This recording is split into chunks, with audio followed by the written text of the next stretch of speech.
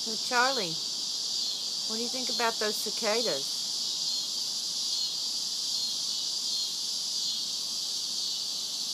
Yeah, they make a lot of noise, don't they?